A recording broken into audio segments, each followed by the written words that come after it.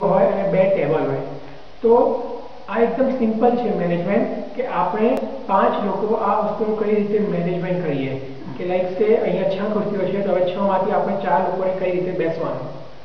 Second example છે કે માનો કોઈક વ્યક્તિ પોતાનું ઘર ચેન્જ કરે કે પછી પોતાની જોબ ચેન્જ કરે તો એ ચેન્જને કઈ રીતે પોતે મેનેજ કરે. જે રીતે અમે MBA માં એક વાત શીખીએ છીએ. ફર્સ્ટ થિંગ ઇઝ કે તમે ચેન્જને કઈ રીતે મેનેજ કરો.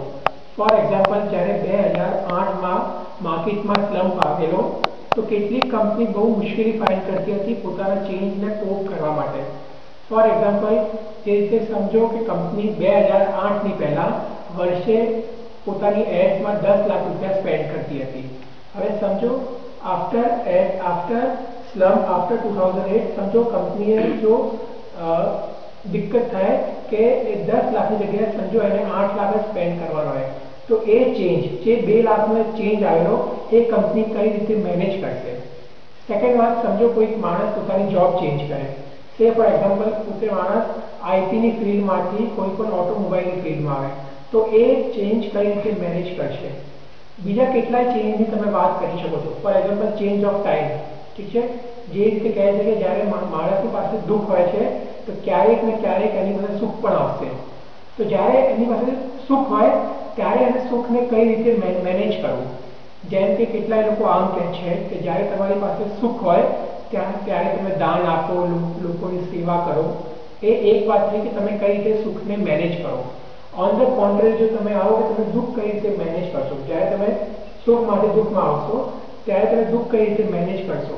તો આમ કહી શકાય કે જ્યારે તમારી પાસે દુઃખ હોય તમે હાર્ડવર્ક કરો, તમે એટલી મહેનત કરો કે તમારા સુખના દિવસો પાછળ આવી જાય. કેમ કે જે રીતે રાત થાય છે અને પછી એના પછી દિવસ થાય છે એ જ રીતે દિવસ પછી પણ રાત થાય છે. એ જ રીતે દુઃખ પછી સુખ આવશે અને સુખ પછી દુઃખ આવશે.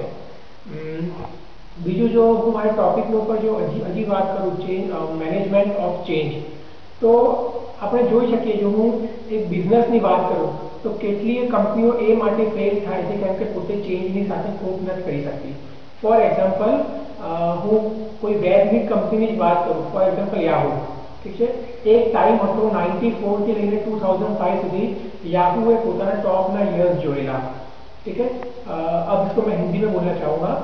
जैसे कि 1994 से 2005 में याहू ने अपने टॉप के ईयर्स देखे इन टर्म्स ऑफ रेवेन्यू कह लीजिए, इन टर्म्स ऑफ यूजर्स कह लीजिए. ठीक है, बिकॉज याहू का ईमेल जो सर्विस था सबसे हाईएस्ट यूज होता था. उसका जो पोर्टल पेज था, फ्रंट पेज, होम पेज, वो हाईएस्ट इंडियन यूज करते थे.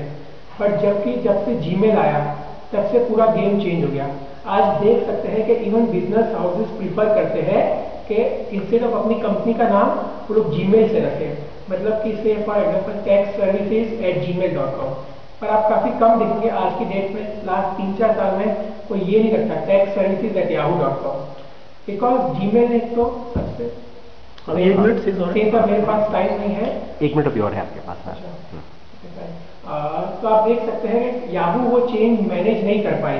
जैसे कि लोगों ने देखा कि भाई याहू ने लोगों को फ्री ईमेल सर्विस तो दी पर साथ में उनको स्पेस नहीं दी, साथ में उनको सिंप्लिसिटी नहीं दी.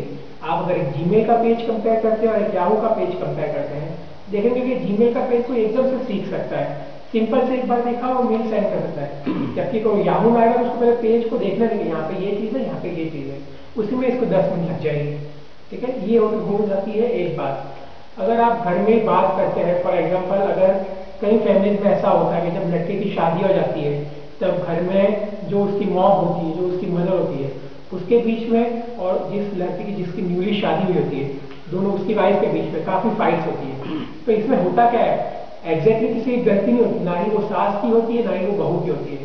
पर दिक्कत ये ना ही वो बहू वो मैनेज कर पाती है जो चेंज हुआ है उसके घर से नए घर में, और ना ही वो सास मैनेज कर पाती है कि नए अब इस घर में एक और भी मेंबर आ गया है. तो अब ये भी एक फैक्टर ले सकते हैं. मतलब मानिए लाइफ में हर चीज़ में अगर आप चेंज से कोप नहीं कर पाते हो तो सबसे बड़ी दिक्कत है. एक और भी मैं एक एग्जांपल देना चाहूँगा. फॉर एग्जांपल से आज मेरी एज है 21 साल. अब कल जब मैं 60 साल का रहूँगा तो मैं उस चेंज को कैसे मैनेज करता हूँ. बिकॉज बहुत से लोग होता है क्रीप करते हैं, रोते हैं कि जब मेरे ओल्ड डेज से जब मैं ये करता था अब तो मैं वो कर ही नहीं पाता. पर ये सोचिए 21 साल की एज में और 60 साल की एज सबसे बड़ा फर्क होता है।